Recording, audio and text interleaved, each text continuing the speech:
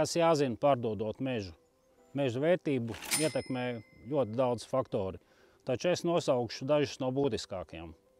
Vecums, jo vecāks mežs, jo parasti tas ir vērtīgāks. Jo lielāka daļa no augošajiem kokiem ir pieejama izstrādei, jo lielāks apjoms vai lielāka meža platība, jo augstāka cena. Koku sugas mežā vērtīgākās parasti ir skujkoki un bērza finierkluči, kuru cenas ir visaugstākās. Svarīgs faktors ir koka dimensija un koka augstums, jo tās ir lielākas, jo lielāks ir koksnes tilpums. Mežaudzes blīvums, jo lielāks koku skaits uz 1 hektāru, jo lielāka ir tā vērtība.